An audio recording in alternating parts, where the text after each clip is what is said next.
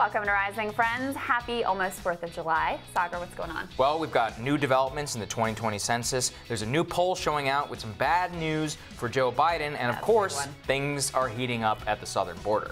All that and more coming up today on Rising.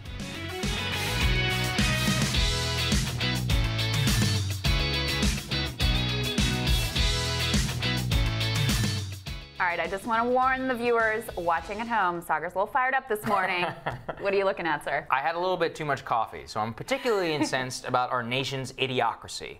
This is happening after President Trump and his administration lost on the census decision, which made its way to the Supreme Court. As we know, last week, the Supreme Court kicked it back to the administration, saying they would have to come up with a viable explanation for why they had to ask whether the people that were being asked on the census, they are citizens of the United States. This has become a major hot button issue. What's most frustrating for me is that as a supporter of this question is that the administration is absolutely right on the merits. Sovereign nations get to know who in their country is a citizen and who is not. Liberal activists have long maintained that the integrity of the census would be maligned and would be misappropriated, and the reason for that is because it would suppress illegal immigrants from answering whether they are illegally entered the United States. The thing is all the administration had to do is provide a viable explanation. Instead, they had Wilbur Ross go and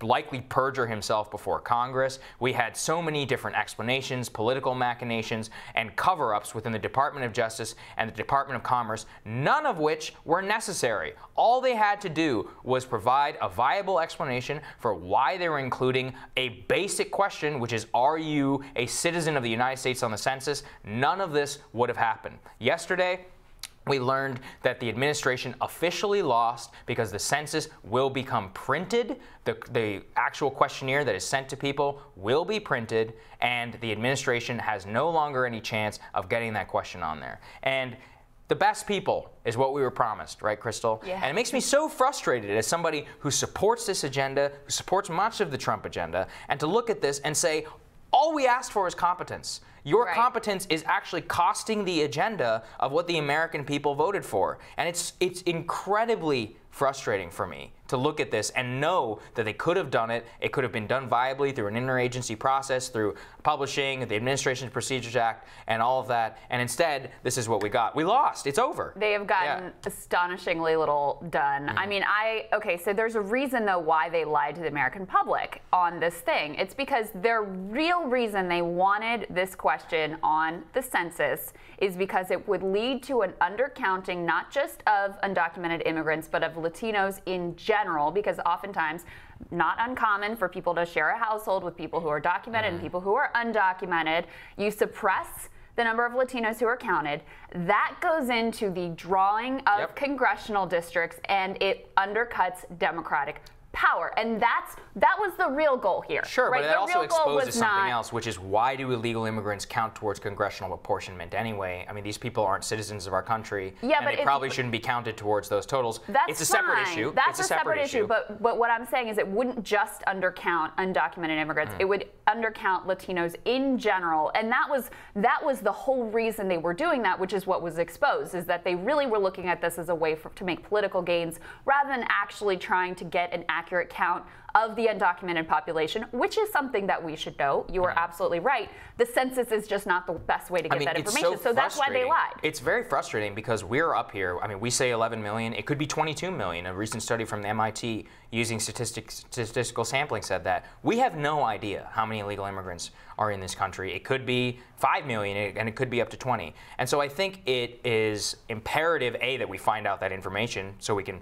pass some laws. But broadly, this goes to an issue of sovereignty. It's so frustrating to see, because I understand why liberals are upset with this question, but I think the main thing is it goes to the heart of sovereign nations get to know who in their country is there legally and who is not. Right now, the census is the best tool in order to accomplish that. Yes, there are political ramifications for doing that, but elections have consequences, as President Obama had to say. The problem is that the researchers don't actually think the census is the best way to get that information. If you actually want to get that information, there are better ways of obtaining it than through the census, where people will just not fill it out. They'll hide, they'll not come forward, and then you end up with this undercounting, which again, again, that's why they had to lie, because there was no evidence that this was actually the best way to get this piece of information. Well, you know, they failed, so it's not even worth discussing anymore. I do love when Trump caves. All right, what's on your radar, Krystal? So, Joe Biden, after turning in a crabby defensive performance in the first debate, in which he incredibly doubled down on his longstanding opposition to busing in 2019, people, he has watched his poll numbers plummet. A new, pretty shocking Quinnipiac poll has Biden beating the field by only 2 points. Senator Kamala Harris has rocketed up to second place, and perhaps most troublingly for Biden, she has nearly pulled even with him among black voters. Yikes. Lest you write this off as one polling anomaly, every post-debate poll, including ours here at The Hill, shows Biden dropping post-debate, and the Real Clear Politics polling average shows him losing 5 points in a mere 4 days. The sheen of electability is fading along with his frontrunner status, so of course, with this set of facts, the mainstream media has decided to begin writing political obits. Not for Biden, though, for Bernie Sanders. That's right. While the bottom falls out of the Biden campaign, Sanders' chief rival, this is somehow being turned into a narrative about the end of Sanders. Huh? All right, so here's how this all went down. So first, in the immediate post-debate analysis, winners and losers, of course, are chosen by pundits based on squishy things like optics, and frequently pundits' own personal feelings about the candidate. So here's an example from Vox, an outlet that's supposed to focus on facts and data. They wrote that while Bernie Sanders' ideas were one of the big debate winners, the man himself was somehow one of the night's losers. They conceded that he didn't have, quote, a bad night on Thursday per se, but that the success of his ideas was somehow his loss.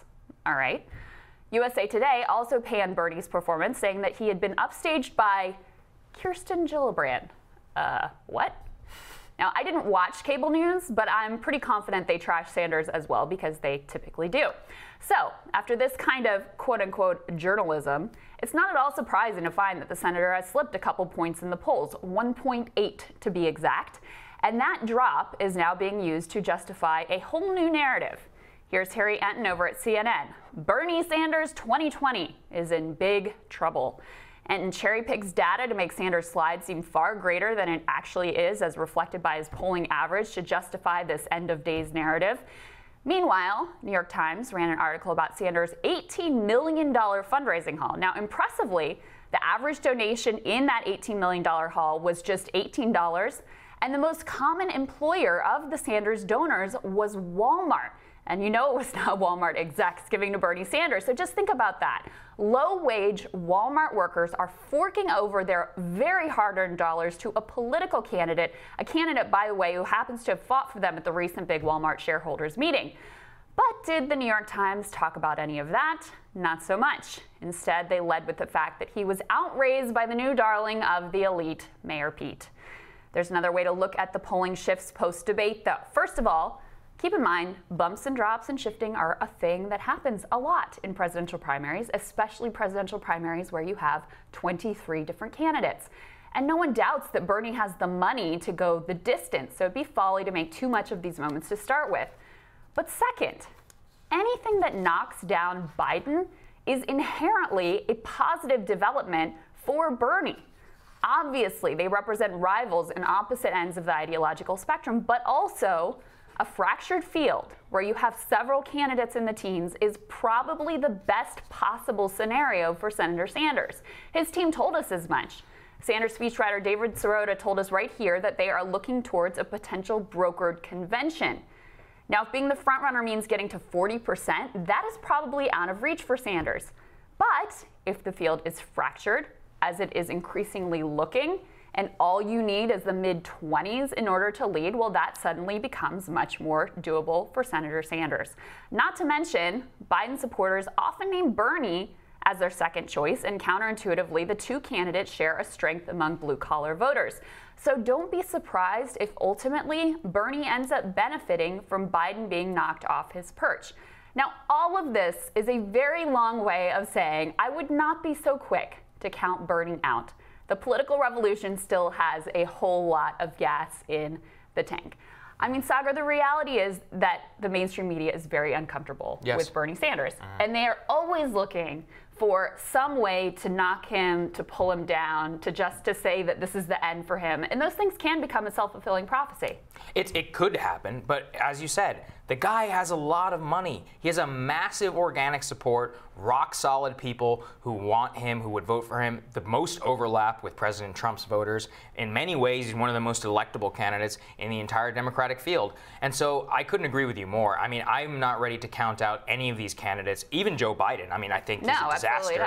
Kamala Harris or Elizabeth Warren, a lot of it looked not even a couple of months ago like she had signed her own death warrant. And now look at it. I mean, she's #3 in the polls. She's surging. She has all this cash on hand. Bernie Sanders has rock solid support within the Democratic Party. And he has a very loyal constituency. And I don't see him losing anytime soon. Yeah, and for him, right, because he has this strong base of adamant supporters, the best possible case for him is a fractured field. Right. Where he can lead without having to get up to the 40s or the 50s. And that, with Biden not dead, that looks like where we may be heading. A 40s and a 50s I don't think is even possible in the current field. But again, I mean, so much can change in the next couple of months, so we'll just have to see. We will see. I wouldn't write anyone off yet.